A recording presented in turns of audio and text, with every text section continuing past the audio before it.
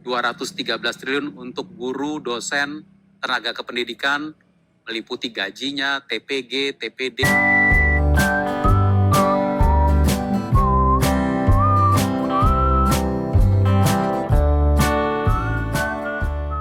Assalamualaikum warahmatullahi wabarakatuh. Selamat siang dan salam sejahtera bagi kita semua, rekan-rekan media yang saya hormati. Hari ini kami akan menyampaikan update APBN kita. Oke, selanjutnya Pak Suhasil akan menjelaskan tentang anggaran dengan lebih detail.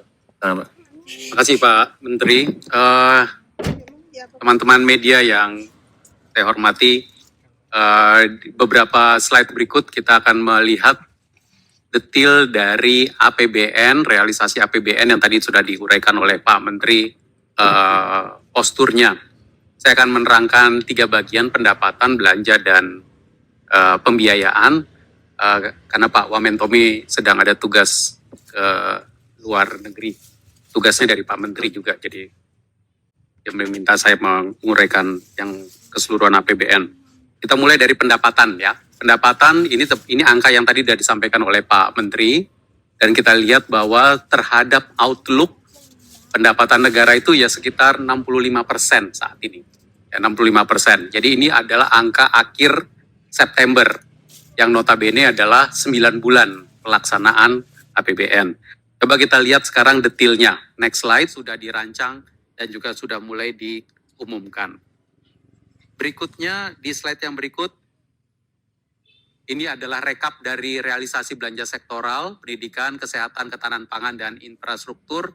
Belanja pendidikan itu sudah 56,8% dari APBN untuk ekosistem pendidikan termasuk siswa, 49,6 triliun untuk siswa, mahasiswa, 213 triliun untuk guru, dosen, tenaga kependidikan, meliputi gajinya, TPG, TPD, non-ASN, dan lain-lain. Dan juga untuk pembangunan sekolah maupun operasional sekolah, 96,2 triliun untuk sekolah atau kampus, termasuk bantuan operasional sekolah, BOPTN, BOP PAUD, dan yang lainnya. Anggaran kesehatan sudah 132,4 triliun, 60,6% dari APBN, termasuk untuk membiayai sarana dan prasarana dan juga layanan kesehatan masyarakat, termasuk yang dari waktu ke waktu kita laporkan terus mengenai cek kesehatan gratis. Anggaran ketahanan pangan ini 81,2 triliun, ada yang dibelanjakan melalui kementerian, termasuk untuk cetak sawah, intensifikasi lahan. Kita note kalau anggaran ketahanan pangannya itu sudah di atas ya, 56,1% dari APBN, tapi untuk cetak sawah dan intensifikasi lahan masih relatifly rendah, 31,3% dari pagu sebesar 10,9 triliun. Jadi ini juga perlu kita lakukan percepatan. Bendungan, irigasi, dan sarana prasarana sumber daya air, ini 43% dari pagu 23 triliun. Kampung nelayan juga sedang berproses, sudah mulai ada pembangunan. Pembangunan infrastruktur di sebelah paling kanan 170,1 triliun, 42,3% dari pagu. Teman-teman media, kami ingin menyampaikan juga beberapa, dalam rangka percepatan belanja, kami ingin menyampaikan beberapa realisasi belanja kementerian lembaga terutama yang relatifly besar. Jadi kalau dilihat di sini, kita bisa lihat bahwa realisasi belanja KL sampai dengan September sudah mencapai 62,8% dari outlook. Beberapa KL dengan anggaran besar, kita note bahwa penyerapannya masih di bawah 50%. BGN per tanggal 30 September lalu adalah 16,9%, Kementerian PU sedikit di bawah 50%, di angka 48,2%, dan Kementan di 32,8%. Untuk triwulan keempat, kita meminta agar dilakukan langkah-langkah optimalisasi pelaksanaan belanja. Percepatan pelaksanaan kegiatan dan proyek, termasuk pengadaan barang dan jasa, namun tetap melakukan monitoring rencana penggunaan dana dan mendorong pembayaran termin kegiatan sesuai jadwal, sesuai tata kelola, dengan tetap memperhatikan efisiensi dan terus melakukan inventarisasi kendala untuk mitigasi. Kita memerlukan belanja di kuartal 4, namun kita juga terus mendorong efisiensi belanja di setiap kementerian dan lembaga. 2 slide berikut, teman-teman media, adalah program prioritas pemerintah pusat. Kalau nanti ini slide-nya bisa dilihat secara lebih detail, saya nggak bacakan semua, tapi untuk beberapa jenis kegiatan ada yang memang sudah reguler, seperti ambil contoh paling kiri atas adalah program Keluarga Harapan, 19,9 triliun, penerima manfaatnya adalah 10 juta keluarga penerima manfaat, realisasinya sudah 69%.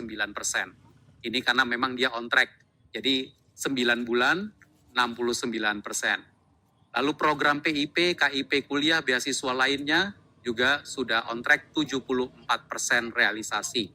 Kartu sembako BPNT itu 70% realisasi. Dan bantuan iuran PBI dan seterusnya bisa dilihat masing-masing. Tunjangan profesi guru, tunjangan profesi dosen non-PNS, 1,1 juta guru dan dosen, sekitar 65% realisasi. Perumahan ini perlu diberi note, perumahan ini adalah yang melewati FLPP atau TAPERA.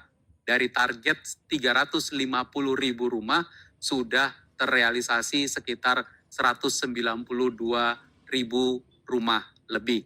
Jadi sekitar sudah di atas, kalau nggak salah ini udah di atas 50% harusnya. 48, harusnya di atas 50% nih, sedikit di atas 50%. Cek kesehatan gratis sudah menjangkau 40,4 juta warga kita, dan beberapa pelayanan, dan kemudian di sebelah kanan pelayanan publik.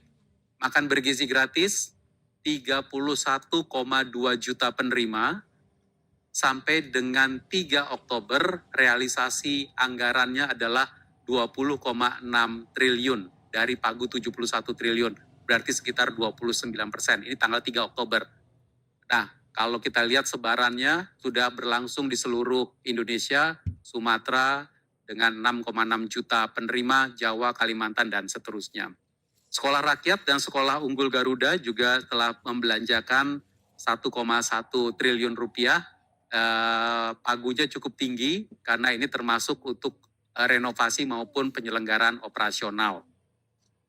Program pemerintah pusat lainnya yang juga ingin kami sampaikan adalah dalam rangka melakukan stabilisasi harga dan produksi, slide berikutnya. Maka kita melakukan penyaluran subsidi KUR, subsidi pupuk, dan yang di tengah kami ingin menunjukkan subsidi dan kompensasi energi. Saat ini untuk